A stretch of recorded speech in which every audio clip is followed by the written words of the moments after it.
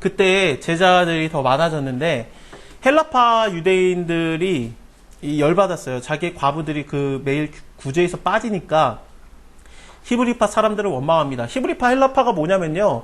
히브리파 사람들은 그냥 약속의 땅 가나안 땅이라고 여겨졌던 뭐 예루살렘, 유다, 갈릴리 거기 지역에 살았던 사람들이 히브리파 사람들이고요. 헬라파 사람들은 거기를 벗어나서 다른 지역에 살았던 사람들이 헬라파 사람들이에요. 그러니까 헬라파 유대인들은 이방인이 아닙니다. 헬라파 유대인들은 그냥 우리로 따지면 고려인 뭐 그런 이민자들 뭐 그런 식으로 생각하면 돼요. 왜냐하면은 예루살렘이 계속 멸망당했어요. 바벨론에도 무너지고 아스리아에도 무너지고 그 에피파네스에게도 무너지고 그 다니엘서에 나오는 그 이상한 거짓자라고 나오는 자가 있는데 걔가 에피파네스입니다. 물론 이름은 나오지 않습니다. 다니엘서에 걔도 와가지고 막 무너뜨리고 또 알렉산더 대왕도 와가지고 밀고 지나가고요. 그리고 로마도 와가지고 밀고 지나가고 그러니까 사람들이 자꾸 끌려가고 쫓겨나가고 벗어나고 그랬어요. 그래서 멀리 딴 데서 사는 유대인들이 헬라파 사람들이고 그냥 그 땅에서 그래도 나는 여기서 살겠다고 한 사람들이 히브리파 사람들이에요. 근데 히브리파 사람들에게만 구제가 오는 거예요.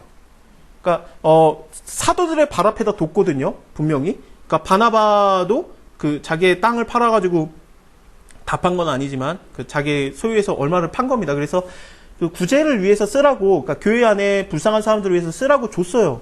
근데 그 돈이 제자들이, 그러니까 예수님의 12제자들이 그 돈을 맡았는데, 그래서 이걸로 갖다 구제를 갖다 교회 안에서의 핍절한 사람이 얻기 위해서 썼는데, 히브리파 사람들에게만 주고 헬라파 사람들에게는 안 준 거예요.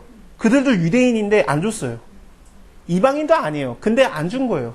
왜냐하면은 이들의 생각이 아직까지 유대인만 구원받는다라는 생각밖에 없어서 그래요. 이거 하나님이 깨트려줘요. 베드로, 이게 그 하늘이 열리고 더러운 음식 내려오고. 그러면서 그때 깨주기 전에는 안 깨지는 거예요. 이 생각이. 나중에 15장 가서 사도 바울과 바나바가 1차 전도여행 보고하니까, 유대인들 뿐만 아니라 이방인에게도 복음이 전해져? 베드로, 나도 사실은 고넬료라고 가이사랴에 있었어. 그러면서 얘기를 하면서 그때 법이 처음 정해져요. 이방인을 위한 법이. 15장에 가서야 이해를 해요, 제자들이. 그러니까 이때 당시에는 이방인은 고사하고 외국에서 살다 온 유대인도 안 받아들여요. 그런 상황에서 이제 헬라파 유대인들이 열받은 거예요. 왜 우리한테는 구제의 순서가 안 와요? 그러면서. 왜 헬라파 유대인 과부들이 많았냐면은 부활을 믿어요. 유대인들은 부활을 근본적으로 믿습니다. 그래서 마지막 때가 되면은 부활을 한다라는 걸 믿는데 그 대표적인 게 나사로가 죽었을 때 예수님이 네 오빠가 살아나리라 그랬더니 마르다가 한 얘기가 그렇습니다. 마지막 때에 내 오빠가 다시 살아날 줄 믿나이다. 그 얘기를 하거든요. 예수님이 날 믿는다며 나를 믿는 자는 죽어도 살겠고 무릇 살아서 믿는 자는 영원히 죽지 아니하리라. 네가 믿느냐? 내가 믿습니다. 그 얘기를 하는데 그 전에 마르다의 대화를 보면은 유대인들은 마지막 때에 살아난다는 걸 믿어요. 부활을 믿어요. 사두개인은 안 믿습니다. 근데 대부분의 유대인은 다 믿습니다. 남편이 그러니까 외국에서 살다가 헬라파니까 외국에서 살다가 남편이 죽은 거예요.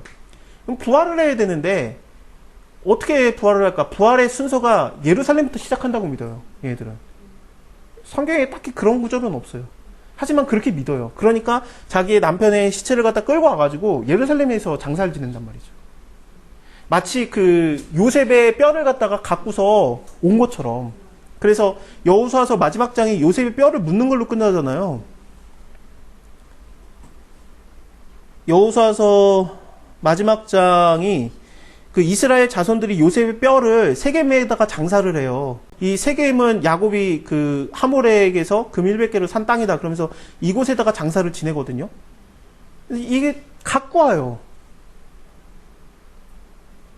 창세기 후반에 요셉이 죽을 때 부탁을 해요. 내가 죽을 때 하나님이 너희를 권고해가지고 너희를 이 땅에서 인도해서 아브라함과 이삭과 야곱에게 맹세하신 땅에 이르게 할 때 너네는 내 해골을 가지고 가라. 내 해골을 메고 올라가겠다라고 하라. 그래서 자기 몸에 향재료를 넣고, 그러니까 이게 방부 처리를 하답니다. 그러니까 미라가 되는 건데 미라가 돼가지고 입간이 돼요. 그 다음에 모세가 출애굽기 7장인가 거기서 갖고 올라가요. 가져요. 그 다음에 이제 올라갈 때 이제 실제로 갖고 올라가는 거거든요. 그 다음에 여호수아 때 묻히고. 그러니까 예루살렘이든지 이스라엘 땅, 약속의 땅, 가나안 땅에서 부활한다라는 믿음이 있어요. 그러니까 내 남편 여기서 객지 생활하다가 죽었는데 부활할 때는 하나님 앞에서 살아나라 그러면서 갖고 온 거예요. 그러니까 과부들이 넘쳐나요. 그러니까 과부들이 넘쳐났는데 이때 당시에 여성은 경제활동이 금지되어 있었기 때문에 아무런 일을 못하니까 가나나에서 구제를 받아야 되는데 구제를 안 해주는 거예요. 사도 베드로가, 요한이 이 눈이 안 떠진 거죠. 그래서 열받아가지고 이런 게 어딨냐라는 거 한 거예요. 꽤나 지금 뭐 베드로는 지금 지나가기만 하면은 막 그림자라도 나를 지나가면은 내가 낫겠나이다. 약간 그 수준이었는데 근데 눈이 아직까지도 안 떠져 있는 이런 상황입니다. 이것을 보면은 저는 되게 위로를 받는 게 제가 우리가 하나님에 대한 이해도가 굉장히 떨어져도 하나님이 일하려고 하면 이래요. 그러니까 내가 뭘 성경 공부 뭐 많이 하고 뭐 제자 훈련반 뭐 1, 2, 3, 4반 강화반 하고 뭐 10주반 통과해야지 하나님이 쓰는 게 아니라 그냥 하나님이 써요. 몰라도 돼요. 그래서 그냥 우리가 뭘 한다고 되는 게 아니에요. 하나님이 그냥 하는 거지. 근데 이 12사도가 이제 이거에 대해서 자기네들이 나는 우리 이것 때문에 이렇게 싸우고 싶지 않다 그러면서 우리는 하나님의 말씀을 제쳐두고 이런 거 공개하는 거 일삼는 거 마땅하지 아니하니까 형제들아 너희 가운데 성령과 지혜가 충만해서 칭찬을 듣는 사람 7명을 택해라. 우리가 이 일을 맡기겠다. 기도하는 것과 말씀에는 우리가 전무하고 그들에게는 맡기겠다. 그러면서 7집사를 뽑아요. 온 무리가 이 말을 기뻐하면서 믿음과 성령에 충만한 사람 스데반, 빌립 그리고 여러 사람이 뽑히는데 스데반과 빌립만 일단 알면 됩니다. 사도행전에서는. 근데 이 스데반 바로 죽을 거고 빌립은 이제 돌아다니면서 다 전도하고 다닐 겁니다. 이름만 보면 아시겠지만 스데반 헬라파 사람이죠. 빌립 헬라파 사람입니다. 그쵸? 브로고노, 니가노르, 디몬, 바메나 유대교의 입교한 그러니까 유대교가 아니었다는 거예요. 안디옥 사람이에요. 아예 니콜라 전부 다 헬라파를 선택해요. 그러니까 이게 무슨 상황이었냐면은 헬라파 사람들에게 구제가 안 가니까 어떻게 할까? 전부 다 헬라파 사람으로 선택을 한 거예요. 그럼 그들이 헬라파 사람들에게 돕는 눈이 열려 있으니까. 야, 이런 걸 한 겁니다.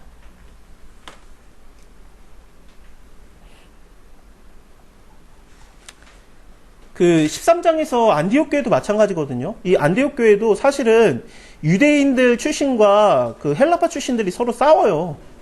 그러는 상황에서 선생들을 뽑는데 선생들이 전부 다 외국인인 거예요. 바나바. 거기 출신이잖아요. 구브로섬 출신. 그래서 1차 전도여행을 자기 고향 구브로로 갔던 거고, 니게르라고 하는 시몬, 아프리카 그 사람입니다. 얘는 분명히 외국인이에요. 구레네 사람 루기오, 그렇죠. 근데 바울이 자기 친척이라고 말하죠. 친척일 리는 없죠. 분봉왕 헤롯의 젖동생 마야나엔, 얘도 외국인이죠. 왜냐면은 헤롯이 걔가 유대인이 아니었잖아요. 에돔피 반석이네. 에돔 족속이었죠, 걔가. 그래서 자기의 혈통 때문에 헤롯 대왕이 자기 아들들을 다 죽이는 그런 악한 자 아니었습니까? 그러니까 베들레헴의 2살에 다 죽이는 것, 그러고도 남을 놈이죠. 그래서 자기 아내까지 죽이니까. 얘도 유대인이 아니에요, 사실은. 근데 유대인의 왕이 됐던 거고. 하여튼 거기에 젖동생 마나엔이면 사울 어떻습니까? 유대인이지만 다소 출신이에요. 그래서 전부 다 외국인이 안디옥 교회에 유대인들이 많을 텐데 외국인 출신의 교사들을 전부 다 교사로 세워요. 이게 얼마나 대단한 결단인지 몰라요. 거의 어떤 수준이냐면은 우리나라의 그 불법 체류자들을 위한 정책으로 그들을 돕기 위해서 필리핀 사람을 장관으로 삼은 거랑 똑같아요. 얼마나 어려워요, 이게. 근데 교회가 이걸 해내요. 이렇게 집사님들이 뽑히고 사도들 앞에 세우니 사도들이 기도하고 그들에게 안수합니다. 하나님의 말씀이 점점 왕성하여서 예루살렘에 있는 제자의 수가 더욱 심히 많아지고 허다한 제사장의 무리도 이 도에 복종하였습니다. 스데반 얘기부터 이제 나오게 될 건데, 스데반이 은혜와 권능이 충만해서 큰 기사와 표적을 민간에 행합니다. 그래서 이 7집사는 단지 그 구제 사역에만 전념을 했던 게 아니라 성령이 충만하고 지식이 충만하고 칭찬을 듣는 사람이라고 했지 않습니까? 얼마나 지혜가 충만한지 이 지혜에 대해서 7장에서 나옵니다. 그래서 스데반의 그 마지막 변론, 그걸 딱 보면은 성경을 진짜 다 꿰뚫고 있는데, 이 정도의 사람들이 이제 집사님으로 세워졌었고, 이 사람들이 엄청나게 복음 전파의 시작이 됩니다. 그래서 스데반이 지혜와 성령으로 말하는데, 회당에서 이제 리버디노, 구레네인, 알렉산드리아인, 길리기아, 아시아에서 온 사람들의 회당이라고 하는 각 회당에서 어떤 자들이 일어나서 스데반으로 더불어서 변론을 하는데 스데반이 지혜와 성령으로 말하니까 당해내지 못해요. 사람들을 가르쳐서 말시키되 이 사람이 모세와 하나님을 모독하는 말을 우리가 분명히 들었다 하고 예수님이 고소당했던 내용이에요. 모세의 법을 무너뜨렸다. 하나님을 모독했다. 그리고 성전 모독죄 이 세 가지로 거는데 스데반도 똑같이 이 세 가지로 걸릴 겁니다. 왜냐하면 밑에서 이제 그 성전에 대한 얘기도 나오고 율법에 대한 얘기도 나오고 그러거든요. 그래서 백성과 장로들과 서기관들을 충동시켜 와서 잡아가지고 공회에 이르러서 거짓 증인을 세우니 가로되 이 사람이 이 거룩한 곳과 그러니까 성전 모독죄가 들어가는 거죠. 거룩한 곳과 율법을 거스려 말하기를 맞이 않는도다. 이 말에 그의 말에 나사렛 예수가 이곳을 헐고 또 모세가 우리에게 전해준 규례를 고치겠다 함을 우리가 들었노라 하거늘 공회 중에 앉은 사람들이 다 스데반을 주목하여 보니 얼굴이 천사와 같은 얼굴이었습니다. 에스겔 1장에 나오는 천사의 모습인데 그 독수리 얼굴, 사람 얼굴, 사자 얼굴, 소의 얼굴이 있고 날개 넷으로 갖다 날고 있고 이사야서에서는 6날개로 날아요. 그리고 그 주변에 이거는 이제 고대에 우리 신앙의 선배들이 그린 모습이기도 하고 그래서 이 천사 주변에 이거 그 두 개의 바퀴가 서로 돌고 있는데 그 눈이 가득하였다라고 나오거든요. 이런 표현도 나오고 이 그림은 누가 그렸는지 몰라요. 그냥 인터넷에 떠도는 거 갖고 온 겁니다. 애들이 자면은 천사 같아 그러는데, 근데 구약시대 이때 당시에 천사 얼굴과 같았더라라는, 천사 같아, 애기 같아, 뭐 아름다워, 뭐 포근해 보여, 평온해 보여, 그게 아니라 천사 얼굴과 같다라는 것은 굉장히 무서운 얼굴일 가능성이 많아요. 일단은 천사의 얼굴이라는 것은 뭐냐면은 천사를 본 자들이 전부 다 하나같이 두려워했어요. 그래서 사가랴도 그러니까 세례 요한의 아버지도 가브리엘을 봤을 때 두려워하고 두려워하지 말아라 그 얘기가 먼저 나온단 말이죠. 언제나. 왜냐면 너무 두려운 거예요. 무서운 얼굴일 거예요. 분명히 무서운 존재예요. 그래서 이 천사의 얼굴과 같다라는 건 뭘로 봐야 되냐면은 하나님과 맞대했다라는 걸로 봐야 돼요. 아까 전도서인데 이거는 전도서의 8장에 지혜자와 같은 자 누구며 사리를 해석해서 아는 사람이 누구냐? 사람의 지혜는 그 사람의 얼굴에 광채가 나게 하나니 그 얼굴에 사나운 것으로 변하게 하니라 그러면서 이 전도서에서 지혜자, 그러니까 그 지혜는 하나님 아닙니까? 하나님, 예수 그리스도 지혜 존재 자체, 하나님과 만나면 얼굴에 빛이 난단 말이죠. 왜냐하면 하나님이 그 리플렉션이 되는 거예요. 모세가 하나님을 맞대했을 때 얼굴의 광채 때문에 이거를 갖다가 수건으로 덮었단 말이죠. 이게 몇 번 얘기를 했습니다만 좀 얘기하긴 그렇지만 야곱이 하나님을 만났을 때 사닥다리에 천사들이 오르락내리락 한 이유에 대해서 안 하고 하면 좋겠지만 외경에 에녹서라는 게 있는데 에녹서 이게 외경입니다. 그래서 그냥 듣고 흘러 넘어가도 돼요. 안 믿는 게 낫습니다. 근데 거기에서 말하는 이유는 거기서 말하는 건 뭐냐면은 천사들도 하나님의 얼굴을 볼 수가 없어요. 그래서 가브리엘 급이 돼야 하나님 앞에 서요. 그래서 가브리엘이 뭐라고 하냐면 나는 하나님 앞에 섰는 가브리엘이라 이렇게 말해요.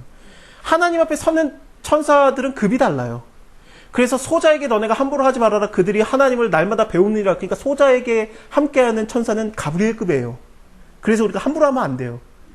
근데 그 천사들이고 그러면 하나님 앞에 서지 못하는 하나님 앞에 감히 설 수 없는 천사들이 또 따로 있는 거예요. 그 천사들이 하나님을 너무 보고 싶은데 하나님을 배울 수가 없으니까 왜냐하면 얼굴을 가리지 않습니까? 6날개로 날아도 걔네가 몸을 가려요. 2날개로는 날고 2날개로는 몸을 가리고 2날개로는 다리를 가리고 막 그러지 않습니까? 이사야서 6장에서 그걸 통해서 볼 때 하나님을 감히 못 보는 거예요. 이 천사들이 야곱을 보기 위해서 본 건데 왜 오르락내리락 한 건데 왜 야곱을 봤냐면은 하나님과 야곱이 지금 맞대해서 보니까 야곱의 얼굴에 비친 하나님의 광채라도 보려고 올라갔다 내려갔다라는 게 에녹서에 나옵니다. 그러면은 이 천사의 얼굴과 같았더라라는 건 뭐냐면은 이거는 하나님과 지금 맞대하고 있다라는 얘기예요. 이게 왜 가능하냐면요. 7장에서 그렇게 죽어요. 7장에서 하늘이 열리는 걸 봅니다. 그래서 이 스데반이 성령에 충만해서 하늘을 우러러 주목하여 하나님의 영광과 예수께서 하나님의 우편에 서신 것을 봅니다. 그러니까 이거가 나오니까 이 스데반이 못 봤었는데 사실은 이미 열려 있었던 거죠. 이제서야 본 거지. 하나님이 늘 듣고 있었는데 나중에 나타난 것처럼 하나님이 늘 열어놓고 보고 있었는데 이제서야 스데반이 눈이 열려가지고 본 거예요. 그래가지고 성령 충만해가지고 하나님이 저기 서 있다라고 하니까 그러니까 천사의 얼굴과 같았더라라는 그 앞에 부분은 뭐냐면은 하나님의 그 하늘문을 열고 보시는 그 하나님의 영광이 스데반에게 리플렉션이 된 거예요. 그래서 천사의 얼굴과 같았다라고 볼 수 있는 겁니다. 왜냐하면 천사는 하나님의 얼굴을 맞대하는 자가 있으니까. 가브리엘급은. 그쵸? 그렇게 보면은 되게 좋아요. 근데 여기에서 얘가 그래가지고 그 하늘이 열리는 걸 보고 막 그러는데 하나님이 우편에 예수께서 하나님의 우편에 서신 것을 보지 않습니까? 그래서 왜 하나님이 하늘을 열고 보고 계셨냐면은 하나님이 재판장이고 우편에 선 거는 그 증인이에요. 예수님이 증인이 된 거예요. 지금 스데반이 재판을 받고 있는데 이들이 고소를 하고 있지 않습니까? 근데 고소자들이 막 그 스데반을 고소하지만 증인으로 예수님이 섰다는 뜻이에요. 그리고 재판장은 하나님이고. 그러니까 스데반은 뭐냐면은 무죄인 거예요. 예. 그거를 보여주는 장면이 이거거든요. 그런데 이거에 대해서 귀를 막고 소리 지르면서 일심으로 달려서 스데반을 죽이고, 스데반이 어떻게 죽습니까? 주 예수여 나의 영혼을 받으시옵소서. 완전 예수님 아버지여 나의 영혼을 부탁하나이다. 완전히 그 말하고 운명하신 것처럼 이렇게 죽어요. 저희의 죄를 저에게 돌리지 마옵소서. 와, 이것도 예수님이 했던 말. 십자가에서. 예수님이 했던 말이죠. 이거 똑같이 누가복음 23장에서. 그래서 아버지여 저들의 죄를 사하여 주옵소서. 자기 하는 것을 알지 못함입니다 하고, 그거. 그래서 스데반이 고소당하는 내용도 예수님하고 똑같은 죄목으로 고소당했고, 죽는 것도 예수님처럼 죽는데, 근데 예수님이 그거를 미리 당해본 자로서 증인으로 쓰신 거죠. 하나님 앞에. 얘 무죄예요, 그런 거야. 와, 죽었을 때 스데반이 이제 하늘에 올려가지 않겠습니까? 예수님이 품에 안길 거 아니겠어요?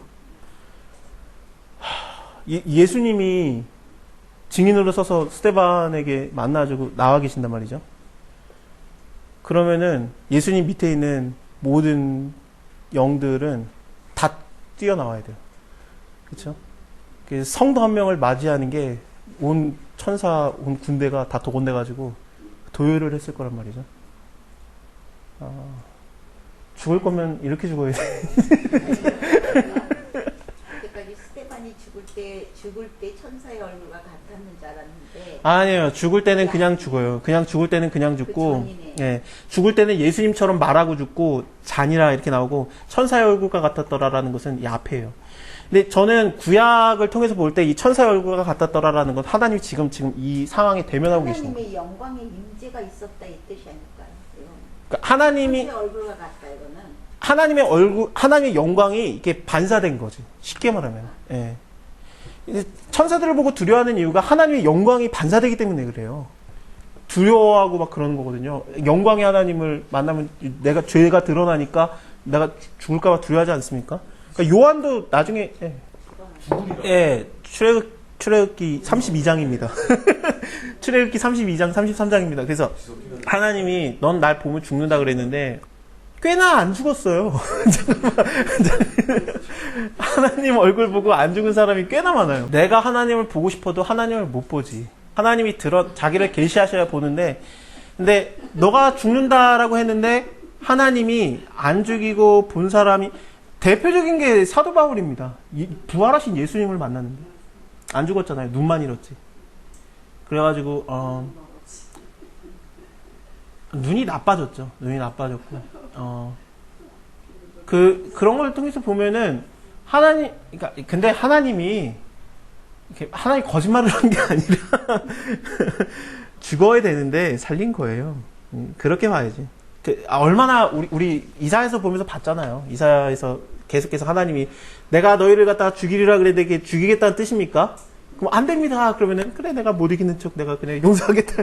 그거를 이끌어내기 위한 하나님의 말씀이었단 말이죠. 그래서 그 하나님의 사역자랑 일종의 딜을 했어요. 아브라함에게 하나님이 딜을 한 것처럼 내가 사실은 지금 소돔과 고모라 멸망시키러 간다 그랬더니 그러면 안 돼요. 50명이면 죽일 거예요? 아니야. 45명, 30명, 40명, 30명, 20명, 10명. 그러면서 하나님이 딜을 하는 거예요. 그래서 나를 말려라라는 거죠. 그거를 이상하게 보시면 안 되는데, 그게 뭐냐면은, 하나님의 공의는 죽여야 돼요. 근데, 하나님의 사랑은 살리기를 원해요. 그래서, 기도를 통해서 그것을 하나님이 설득을 당해주십니다. 그래서, 이 스데반 같은 경우도 마찬가지예요. 저들의 죄를 사하여 주옵소서 하고, 원래 죽어 마땅해요. 왜냐면은, 성령을 지금 거스린 거잖아요. 성령으로 충만해서 얘기했는데, 귀를 막고 소리 지르면서 죽였으니까. 성령을 거스렸는데 그거에 대해서 저들의 죄를 사하여 줍소서 하고 죽는단 말이죠. 그래서 그들을 용서하는 것들이 나오는 거예요. 이게 하나님을 보면 죽는다. 그건 맞아요. 근데 허락하에 안 죽은 사람들이 꽤 있어요. 허락하에 본 사람들이 꽤 있고. 뭐 말하면 뭐합니까? 예수님이 막 돌아다니셨는데, 하나님이신데, 수많은 사람들이 봤는데, 다 안 죽었단 말입니다. 그러니까, 그게, 그래요. 이게 지나가서 그런데, 지나가다라는 단어 때문에 그런데, 33장에서 이제 하나님이 모세에게 그러죠. 내가 지나가겠다 그러죠. 너가 날 보면 죽으니까 내가 너를 바위에 숨겨주고 내 손으로 단 다음에 내가 지나가면 네가 나의 등을 보리라. 준비해라 그랬더니 33장에서 실제로 지나가시면서 여호와께서 스스로 반포하여 가로되 나는 여호와로라 나는 여호와로라 너와 길을 더디하고 인자가 많고 자비가 풍성한 하나님이로다 나는 국률이 여길 자를 국률이 여기고 불쌍히 여길 자를 불쌍히 여기노라 하면서 지나가셔요. 그것을 그대로 예수님이 한 게 뭐냐면은 물이 막 이렇게 휘몰아치면서 그러니까 제자들이 와 막 이러다가 예수님이 무리를 걸으신단 말이죠. 그런데 제자들한테 바로 가는 게 아니라 옆으로 지나가사라고 나와요. 지나가시는 게 뭐냐면은 하나님이 자기를 드러냈을 때 지나갔단 말이죠. 그래서 예수님이 제자들을 지나가면서 내가 바로 하나님이다라는 걸로 한 거예요. 그러면은 제자들이 하나님이구나라고 깨달았어야 되는데 유령이다 그러니까 예수님이 아니다 나다 그러는데 나다 두려워하지 말라 그러는데 나다가 그 구약에서 모세를 만날 때 당신을 누구라고 합니까? 그랬더니 나는 스스로 있는 자다 그런데 그게 번역이 좀 아까워요. 나는 스스로 있는 자다가 아니라 나는 나다예요. 정확하게. 예. 정확하게는 당신은 누굽니까? 당신의 이름을 뭐라고 우리가 말하리까? 내가 하나님을 만났다. 그래서 하나님이 너희를 구원한다. 그래요. 하나님이 당신을 우리 이스라엘 백성 구원한다면서요. 그럼 너가 누구 신을 만났는데 그러면 당신의 이름은 뭐라고 하리까? 그랬더니 나는 나다. 그렇게 하면서 이걸 얘기해요. 정확하게는 나는 나다예요. 나는 스스로 있는 자다가 아니라 정확하게는 나는 나다인데 그러니까 예수님이 제자한테 나다 두려워하지 말아라 그게 나는 나다 그걸 얘기한 거예요. 그러니까 그 구약에서 모세에게 나타났던 하나님이 사용했던 단어와 지나가셨던 그 모든 것들을 예수님이 제자들한테 보여준 거예요. 나는 하나님이야.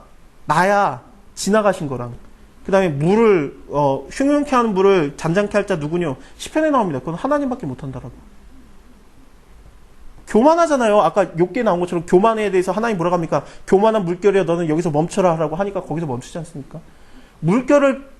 교만한 물결을 잠잠케 하시는 건 하나님밖에 못해요. 요나서에서 물결을 잠잠케 하는 건 하나님이에요. 이방인들도 알아요. 이거 하나님이다 라고. 물결이 잠잠해져서 하나님이다.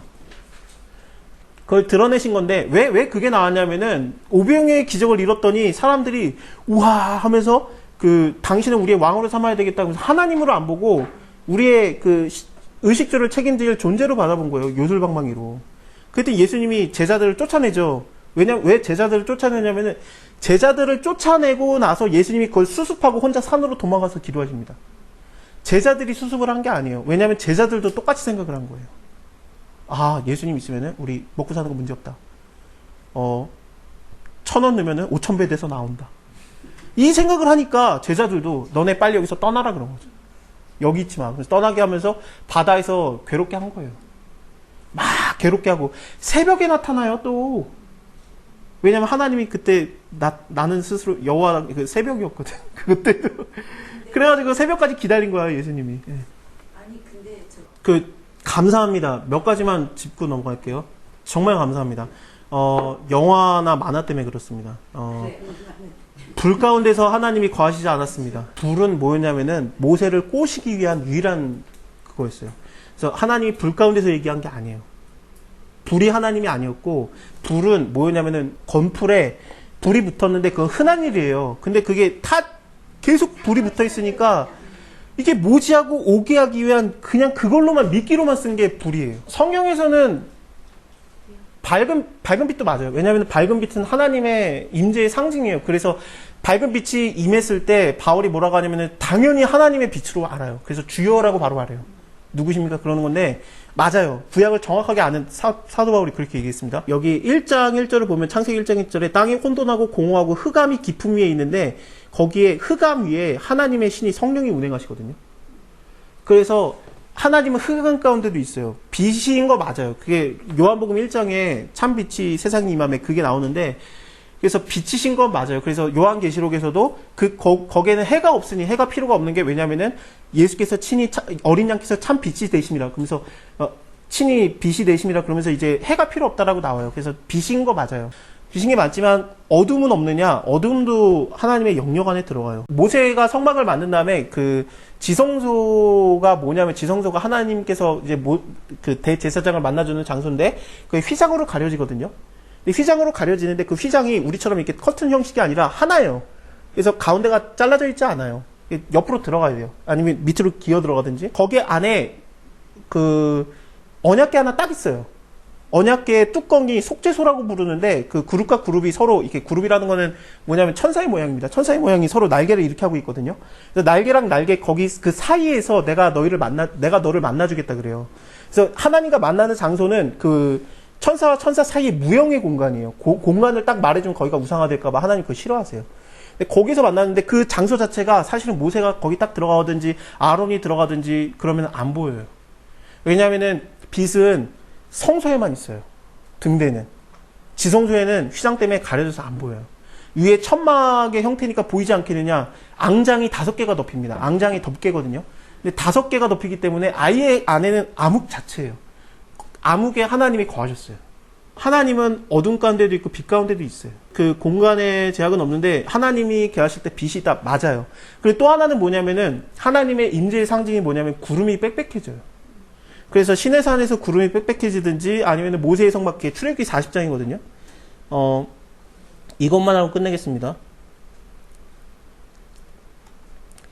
출애굽기 40장에서 그 하나님이 모세한테 이거 만들라고 한 걸 다 만들어요. 그래서 하나님의 명대로 다 했을 때 여기에 그 성막에 그 구름이 회막에 덮이고 여호와의 영광이 성막 가운데 충만하다 그러면서 모세가 여기를 못 들어가요. 모세가 회막에 들어갈 수도 없으니 왜냐하면 여호와의 영광이 너무 충만해서 구름의 모습으로 하나님이 임재를 상징하시는 거죠. 그래서 구름 가운데 그러니까 시내산에서도 구름으로 덮여져요. 그래서 구름으로 가리고 모세가 거기를 올라가가지고 있으니까 40일 동안 안 내려오니까 밑에서 그게 나고. 그래서 구름이 빽빽하다라는 것은 이런 식으로 나오고 그 다음에 솔로몬 성전이 지어진 다음에도 영광이 가득하다가 이렇게 구름이 가득하다라는 표현과 똑같아요. 그 다음에 요한복음에서 1장 14절에서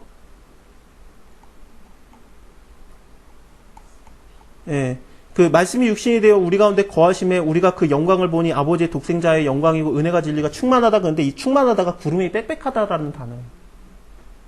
그리고 이게 그 육신이 되어서 우리 가운데 거하심에라고 하는데 거하심에라는 게 텐트를 치고 그 안에 있다라는 단어고. 그러니까 모세의 성막과 동일한 단어들입니다. 그 예수님이 성전됐다라는 것을 표현하는 방법이죠. 하나님의 임재의 상징은 어떠냐? 빛이냐? 맞아요. 근데 어둠도 있어요. 빽빽한 구름이냐? 맞아요. 그것뿐만 아니라 여러 가지의 환란, 공고, 핍박, 기근, 적심이용, 칼이 다 하나님의 임재의 상징일 수도 있습니다. 형상은 하나님이 만들어지는 거 원하지 않아요. 그러면 만약에 하나님이 어떤 형상으로 우리에게 임하시면 우리가 그걸 우상화할 줄 알아요. 그래서 싫어하시는 것 같아요. 하여튼 그 스데반은 하나님을 맞대했을 때 그 천사의 얼굴과 같았다라는 거는 인자한 모습이나 밝은 모습이었다라고 평안한 모습이라고 보기는 어렵고 하나님이 지금 맞대하고 있구나. 그 정도의 사인, 그 정도라고 보시면 될 것 같습니다.